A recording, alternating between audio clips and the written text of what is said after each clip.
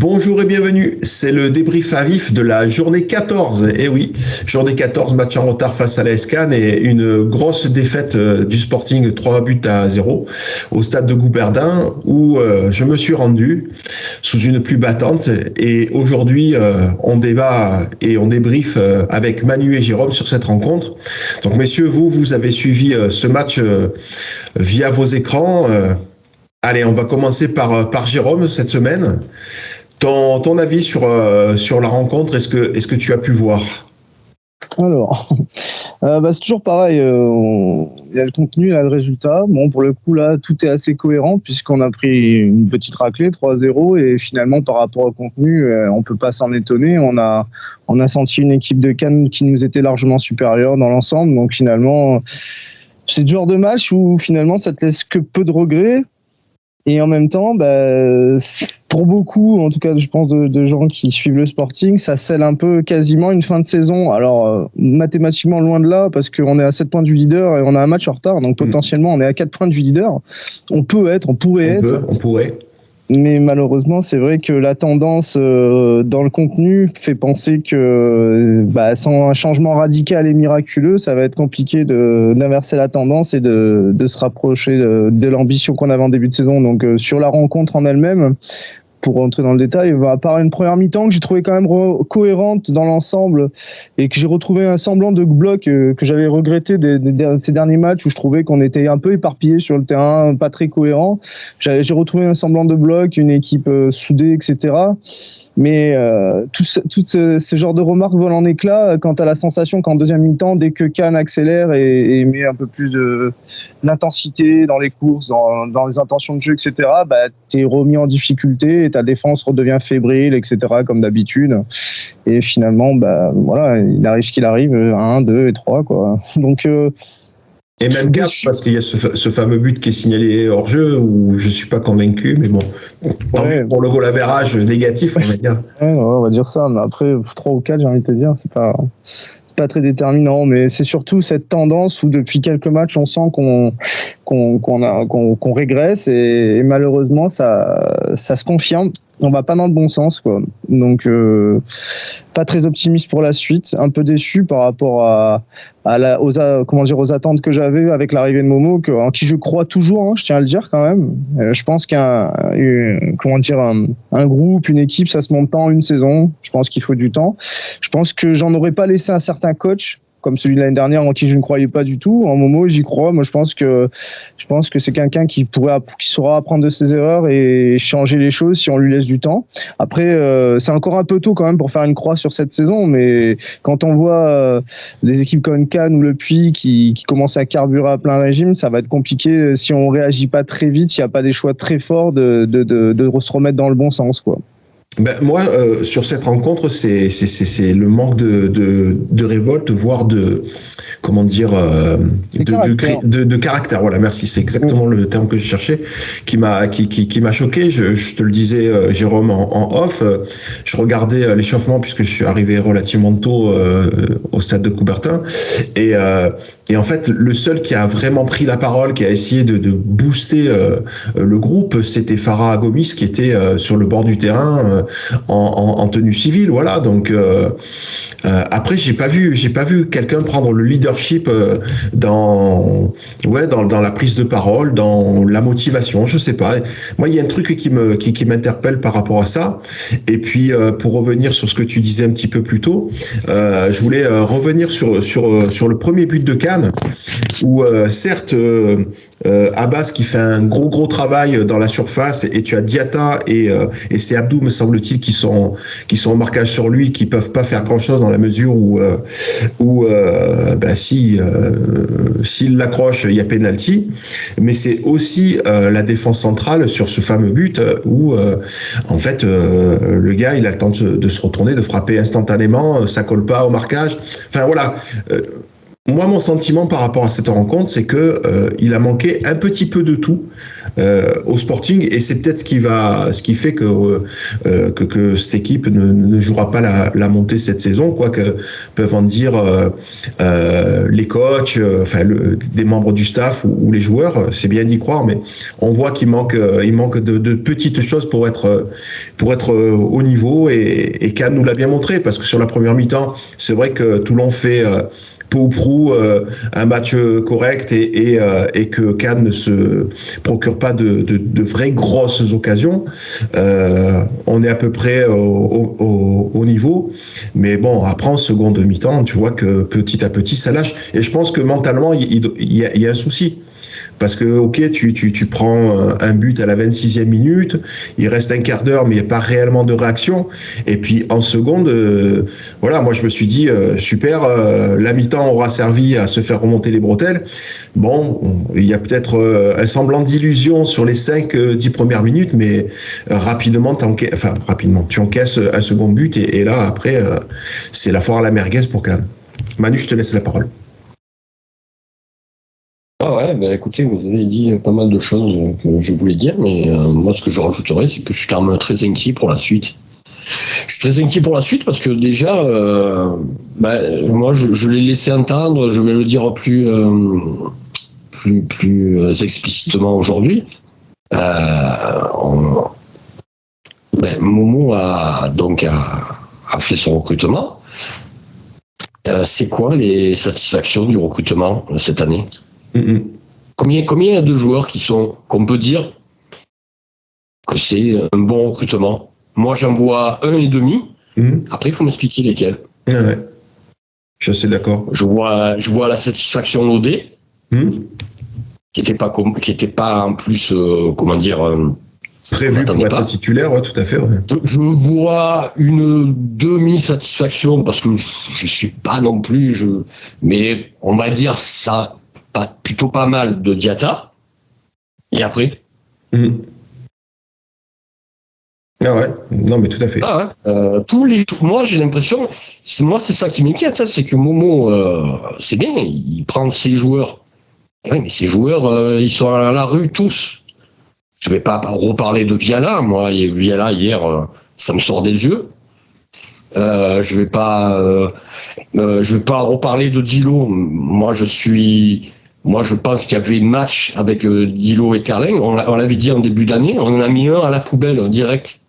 Et pourtant, dès le premier match, Dilo se rate bien. Hein. Je pense qu'il y a match. Si ça convient ce que j'ai vu hier, mais très bien. Et moi, ça me fait bizarre. Alors, sans rentrer dans le truc, il est fautif, il est pas fautif. On sent que dans l'attitude, c'est pas bon.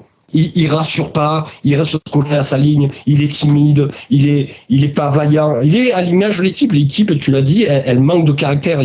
Moi hier, alors je sais pas. Il y en a beaucoup, j'entends Cannes plus fort. Moi, Cannes, je trouve qu'ils étaient prenables si on faisait le match que j'attendais, c'est-à-dire avec vraiment. D'ailleurs, Ghislain a été très, j'aimais bien d'ailleurs. Hein. Mais justement, quand il y a ce genre de discours où dans la conférence de presse où on le trouvait très péchu comme ça, très on va voir ce qu'on va voir, on va être prêt, on va aller au combat. Je m'attendais à autre chose. Et le Cannes que j'ai vu, moi personnellement, m'a pas impressionné. Le seul truc qu'ils avaient Cannes hier, c'est qu'ils étaient en confiance. Et c'est ce que c'était ma crainte sur ce match. Je me suis dit peut-être on va faire un match pas mal, mais ça risque de tourner à l'équipe qui est dans la bonne dynamique et tout. Et par rapport à la première mi-temps, c'est exactement ce qui s'est passé. C'est-à-dire qu'on fait une mi-temps, rien de terrible, mais plutôt pas trop mal. Et on va dire qu'au point, hein, si on était en boxe, on était plutôt devant parce qu'on avait plutôt un peu plus le ballon. On était, mais Cannes, à ce truc. Et le premier but, on est très passif. Tu l'as dit, ouais, la charnière centrale. Mais pareil, Dilo, même si la frappe est soudaine, mais on le sent, il bouge pas, il fait rien. Et après la suite, c'est vrai que comme tu dis, j'espère vraiment donc la réaction à la mi-temps. Et puis rien du tout. Et on remplace les deux ailiers. les deux entrants, ils font pas mieux que les deux précédents. Il y a personne.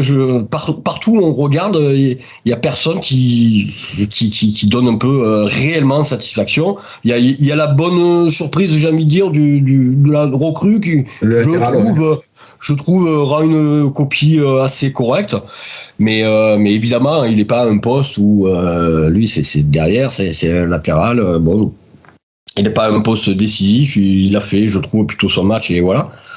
Mais moi, je suis inquiet pour la suite parce que les joueurs, quasiment tous les joueurs qui sont partis, c'était des joueurs qui ne sont pas de moment. Et pour moi, et je pense surtout à Sapiani et à Boufrizi. Et puis, les siens ne répondent pas présents, donc ça va être compliqué. Je vois pas, là, au moment où je vous parle, je vois pas trop les ressorts. Parce que justement, c'était calme, c'était un gros match. Il y avait tout pour réagir à ce match, et on l'a pas fait. Donc moi, moi, j'avoue que là, après, en football, ça peut aller très vite, mais je sais pas quel ressort va utiliser le staff et le coach, parce que tous ces joueurs le lâchent. Voilà, même s'ils le font pas exprès, mais le lâchent, ils répondent pas présent. Et après, je sais pas, je sais pas. Je suis là, c'est compliqué là.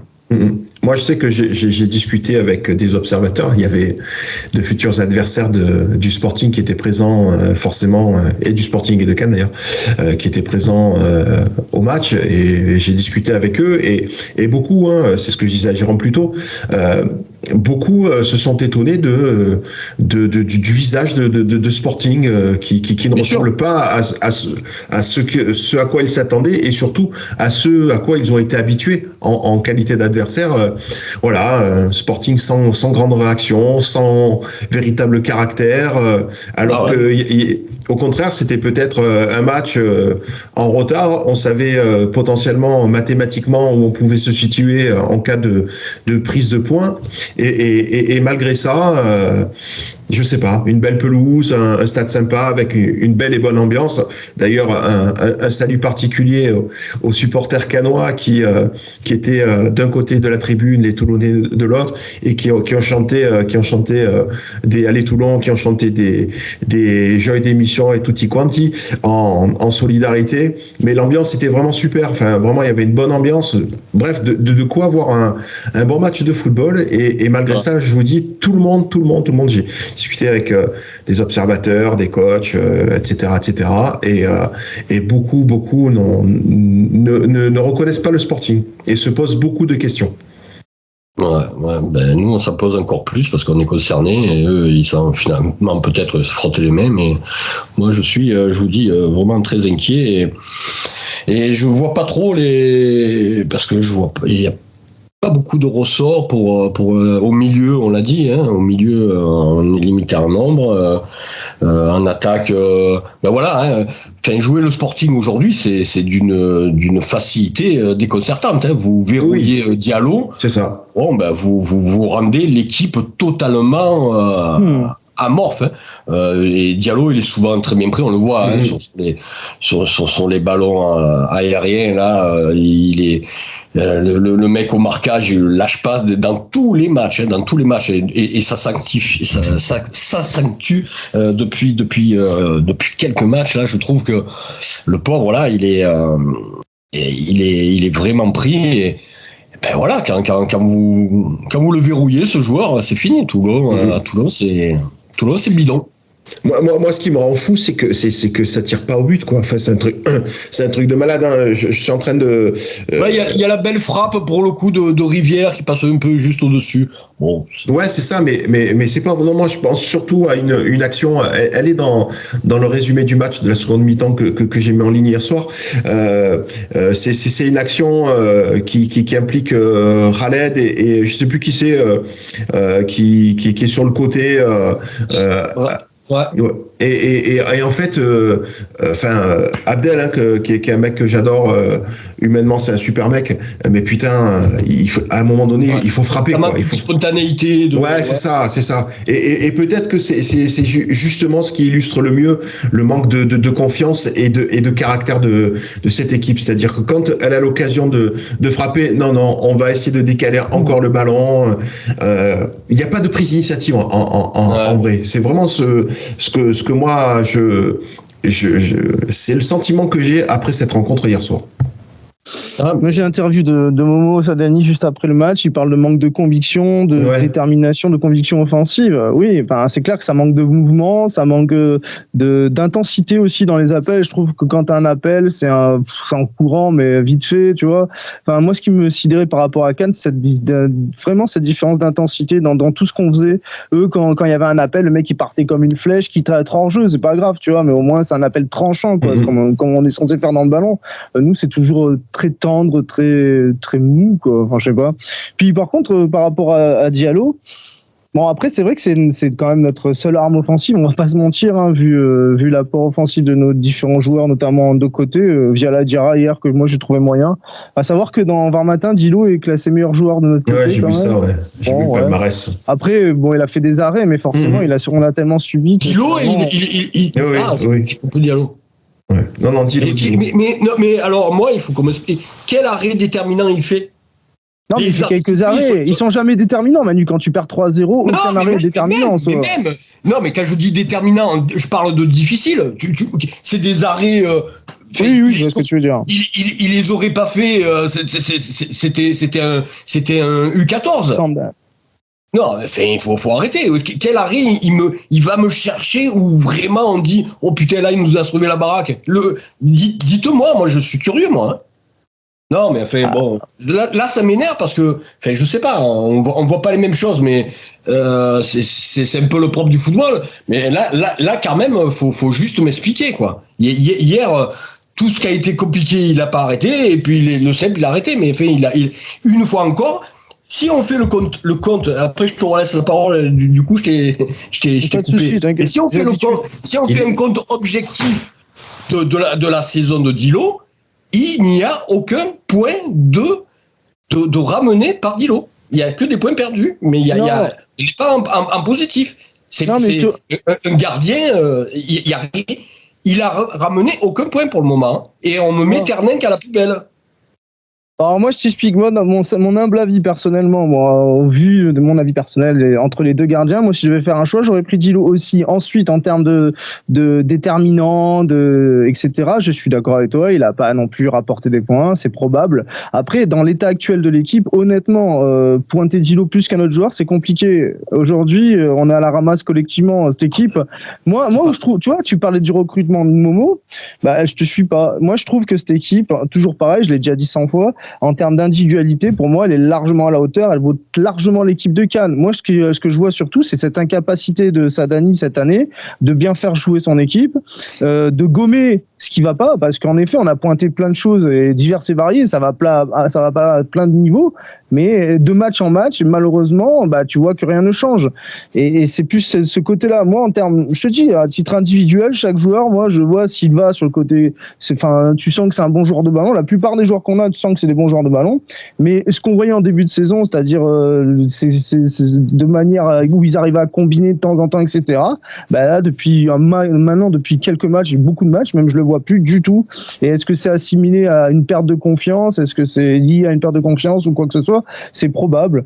Et moi, j'ai cette sensation que ces joueurs n'y croient plus déjà, quoi. Et ça, c'est grave parce que mine de rien, on est vraiment loin d'être largué en championnat. Mais il va falloir que Momo trouve un ressort. Toi, tu parlais de ressort. Moi, j'ai cette sensation qu'à 90%, c'est toujours la même tactique qui est alignée, avec ces 3 milieux de terrain que j'estime toujours un petit peu pas suffisant, quoi. Moi, cette équipe, en fait, on joue à 11. On a 2 ailiers, comme tu dis, dans un système de jeu, pourquoi pas. Mais la réalité, c'est que ces 2 ailiers, depuis beaucoup de matchs, je trouve qu'ils ont aucun intérêt, en fait. Ça apporte pas suffisamment dans le jeu. Donc, tu as la sensation de jouer à 9, finalement, puisque tes ailiers, ils apportent pas ce supplément d'âme sur les côtés ou offensivement ou en termes de frappe ou en termes de provocation dans la surface, etc. Donc pourquoi jouer avec 2 ailiers si finalement ça apporte rien? Autant les mettre, je sais pas moi, au milieu de terrain ou quoi que ce soit. Il va falloir vraiment qu'ils fassent quelque chose ou qu'ils sortent des joueurs comme Rivière ou je sais pas, ou d'autres joueurs qui sont indéboulonnables depuis la saison, pas pour les sanctionner mais pour une sorte d'électrochoc. Et ils demandent à ces joueurs plus de détermination, plus de conviction, mais à un moment donné si ça vient pas d'eux, il va falloir que ça vienne de lui et qu'il qui prenne des décisions fortes. Mais pour moi, aujourd'hui, ce soir, il est au pied du mur. Parce que moi, honnêtement, je comptais pas du tout sur les 3 points ou même 1 point à Cannes. Vraiment pas. Par contre, là, on a 3 matchs. On a Marignane à l'extérieur et après, on reçoit 2 fois des équipes largement à notre portée. Là, c'est 7 points minimum. Et les 7 points, il va falloir aller les chercher parce que si on les prend pas, par contre, là, c'est vraiment cuit parce que il y a le côté mathématique, mais aussi si tu commences à plus être capable de battre des équipes en dessous, là, les joueurs, ils y croiront vraiment plus. Et si les joueurs n'y croient plus, c'est fini, c'est terminé. Hein. Tu peux plier bagage et attendre la saison prochaine. Ah, mais alors, pour te répondre, tu me parles. Je peux pas pointer du doigt Dilo, mais je pointe de doigt Dilo parce que je recontextualise. En début de saison, tout le monde a dit on a 2 super gardiens et en commençant par le staff. Et on a mis systématiquement Dilo alors qu'on a vu que Dilo ne faisait des prestations, je vais dire, moyennes. Donc c'est pour ça que je pointe du doigt Dilo. C'est pas, mais encore une fois, c'est pas Dilo que je pointe du doigt. C'est comme l'année dernière. C'est sa prestation. C'est Bertin et cette année c'est Sadani. C'est Sadani que je pointe, c'est pas Dilo. Je dis qu'il y avait match et je dis que quand un gardien ne donne pas suffisamment satisfaction, il faut qu'il soit mis en concurrence. C'est tout ce que je dis moi. C'est pas moi ce que je souhaite, c'est que le Sporting soit au plus haut. Moi je suis désolé, les prestations de Dillon ne me conviennent pas. Et on dit qu'on a un bon gardien, on s'en sert pas, on l'a jeté à la poubelle. Ça me va pas, ça. Moi, je veux des explications sur ça. Si on m'explique, non, Dilo, c'est très bien, je serais pas d'accord, et puis je continuerai à dire, voilà, les faits me donnent raison. Les faits me donnent raison, c'est tout.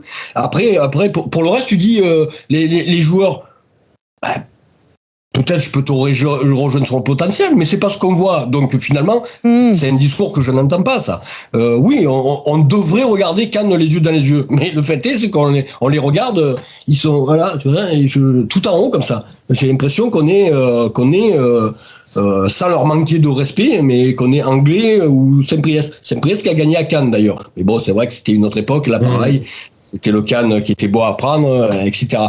Mais voilà, la vérité, il faut pas se cacher derrière notre potentiel. Le potentiel, ça veut rien dire. Moi, j'ai toujours préféré un joueur qui sort de N2, voire de R1.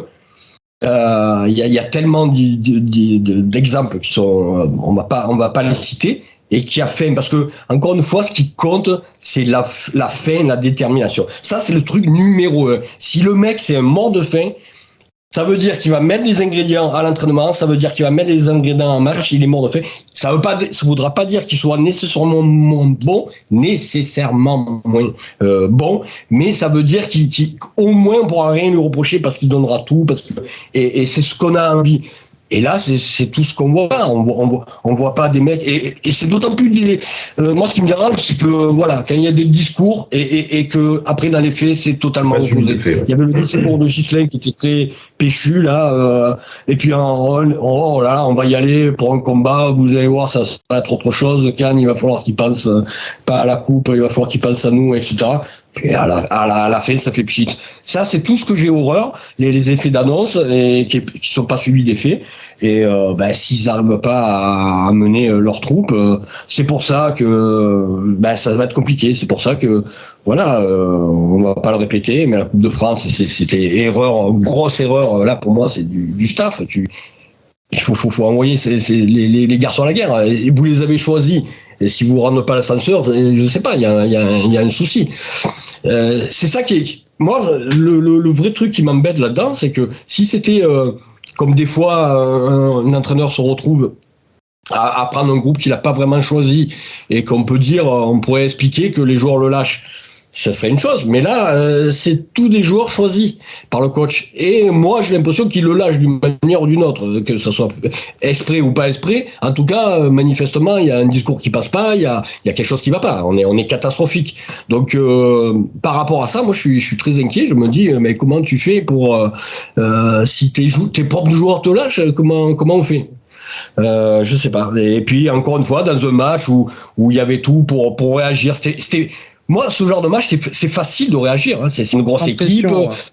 C'est une grosse équipe. Donc, c'était un peu notre match de Coupe de France. T'as rien à perdre.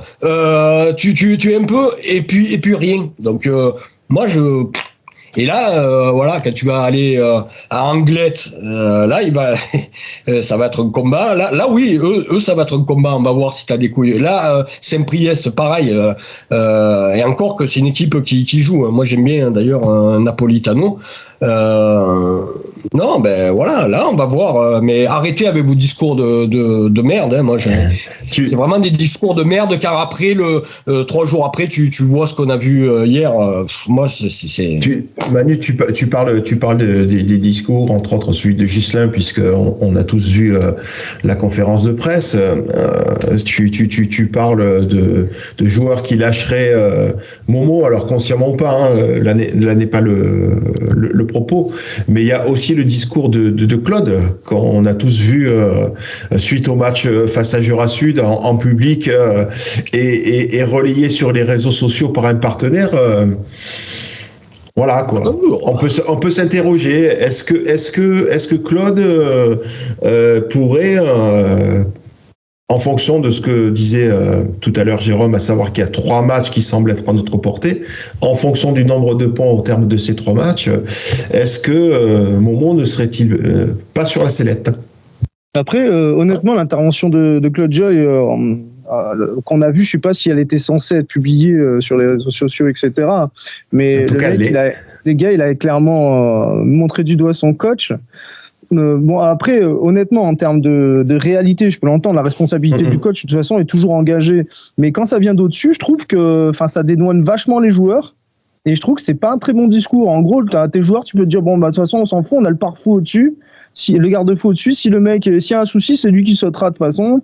On parle pas de nous, on parle à part de Keshmar, je sais pas, il aime pas sûrement, mais sinon, il a parlé que du coach quasiment en disant que, en gros, oui, franchement, quand tu l'entendais parler, pour lui, les jours étaient comptés, clairement. Donc, je sais pas, moi, de toute façon, quand Claude ouvre la bouche, c'est toujours une connerie. Donc, je trouve qu'il est jamais, il œuvre contre lui-même, ou alors peut-être qu'il veut pas que ça marche, hein, c'est possible aussi, mais moi, je trouve ça incroyable. Enfin, les sorties qu'il fait, je sais pas, c'est forcément contre-productif. Moi, à sa place, je mettrais un scotch sur la bouche, quoi. Je pense que ce serait la meilleure solution, quoi. Mais moi, sa sortie, je l'ai trouvé lunaire, encore une fois. Et en fait, il t'explique, s'il met vraiment la pression, comme il dit sur le coach, il t'explique une nouvelle saison, que si ça dégage, on va encore choisir un autre coach. Ça fait 15 ans qu'il change de coach très régulièrement, 15 ans que ça fonctionne pas. Part sur le principe qu'une saison, ça peut ne pas fonctionner, et maintiens ton coach quoi qu'il arrive. Si tu crois en lui, parce que si tu l'as nommé, c'est que tu es censé croire en lui. Donc si tu le nommes, tu lui laisses au moins une saison de plus pour qu'il réussisse, quoi. C'est pas parce qu'il échoue une première saison que la deuxième sera mauvaise. Et puis moi, je crois toujours plus à un gars pour gommer les erreurs plutôt qu'un gars qui recommence tous les jours à construire et ça marche pas, je le vire suivant, ça marche pas, je le vire suivant. Laisse un gars qui essaie de gommer la merde qu'il a fait l'année précédente et qui va peut-être améliorer les choses petit à petit. Un projet, ça se construit pas sur une saison. C'est 2, voire 3 saisons, voire plus même. Hein. Alors, tu parlais de Grasse la dernière fois, le coach de Grasse, ça fait 10 ans qu'il est là, il est jamais monté. Bon, il fait des bonnes saisons chaque saison, mais il est jamais monté. Si l'ambition du club c'est de monter, quelque part on aurait dû le virer, puisque le mec il est jamais monté, même s'il fait des bonnes saisons. Enfin, je sais pas, moi la manière dont c'est géré ce club, de toute façon on le sait tous, c'est n'importe quoi, mais ces sorties elles deviennent de plus en plus débiles, quoi, à mon goût. Il aurait dit autre chose, ça m'aurait surpris. Donc. Ouais, c'est ça. Non, il y a rien d'étonnant. Il y a rien d'étonnant que Claude soit pas satisfait. Après, Nico, qui le pense, je trouve ça normal. Après, il y a ce que tu penses et ce que tu dis en public. Oui, je suis d'accord. Non, mais en son poste. Enfin, c'est super important, quoi. Complètement d'accord. Non, mais moi, ce qui me fait le plus halluciner dans tout ça, c'est que ça sorte sur les réseaux. Parce que encore, si ça reste dans le cadre fermé de la soirée d'après-match avec les partenaires et les joueurs. Mais Nico, laisse un peu sortir, sinon on l'entend jamais. C'est bien que ça sorte un peu ces trucs, hein, parce que d'ailleurs c'est quand même encore une fois déconné. Hein, ça fait 2 ans qu'on l'entend plus. J'ai plus les mots là. Ouais, pour sortir ça, il vaut mieux pas l'entendre. Non, oui. Ah c'est pas le plaisir qui va te faire quand tu vas l'écouter ou quand tu vas le lire. S'il y a une interview de lui, hein, il va tout sauf te rassurer ou que sais-je. Mais n'empêche que c'est important qu'il communique. Ouais. Bon, on sait à peu près où il en est psychologiquement, quoi. Ce qui est sûr, c'est que il a pas Toyota. Ce qui est sûr, c'est qu'il est le bienvenu sur d'autres chaînes, qu'il vient en interview quand il veut, il n'y a pas de souci, il n'y a pas de... Il y a rien de personnel, voilà. C'est vraiment par rapport à ce qu'on voit devenir le club et les résultats. C'est plus ça. Donc, Claude, une nouvelle fois, la porte est ouverte. Si tu veux intervenir dans l'émission ou nous recevoir au siège pour qu'on fasse une belle interview avec de belles images, avec une caméra qui ne tremble pas, un point parfait, etc., il n'y a pas de souci. Les questions seront quand même forcément un peu moins, sympathiques que ce qu'on peut entendre dans les confs ou quoi, où ça va toujours dans des sens très positifs, etc. Mais forcément, à un moment donné, il est responsable, c'est celui qui est à la tête du club. Donc, c'est ça. Quand ça marche pas, tu poses forcément des questions qui fâchent, mais à un moment donné, il faut un peu assumer ce qu'on fait, quoi, dans la vie de temps en temps, quoi. C'est ça. Voilà. Ou si le club veut nous inviter aux conférences de presse, on viendra volontiers. Moi, je fais la part des choses, je dois être un des rares. Nico aussi, tu as eu l'occasion, moi un petit peu plus, de faire des soirées avec Claude Joy, etc. Et moi, j'aime bien le bonhomme. J'ai toujours passé de bonnes soirées avec lui. Absolument. J'ai un vrai problème avec Claude Joy, le président. Mais moi, je fais la part des choses. Je pourrais passer encore une soirée demain, s'il fallait, une soirée avec lui. Pas de problème, c'est vraiment un bon client. Hein. C'est vraiment quelqu'un qui est agréable. Et par contre, le président du Sporting, là, j'ai beaucoup plus de mal avec. Allez, on va se quitter là-dessus. Donc, Claude, la porte est ouverte. À toi de voir. Si ça n'est pas toi qui écoutes l'émission, d'autres te relayeront l'info, bien évidemment, puisqu'on est pas mal écouté, et ça c'est cool. N'oubliez pas de vous abonner. Nous, on se retrouve la semaine prochaine pour débriefer le match face à Marignane. Une rencontre sur le papier qui semble à notre portée, mais avec le Sporting, on n'est plus sûr de rien. Allez, bonne fin de journée, belle journée, bonne nuit, ce que vous voudrez, tout dépendant de l'heure à laquelle. Surtout moi, bonne chose, parce que moi je suis pas venu hier au match parce que tu bossais. Je retourne aujourd'hui, donc. Et moi je retourne bosser aussi après le montage de cette émission. Allez, passez. Pense à nous, Jérôme, et puis on se retrouve la semaine prochaine. Bye bye.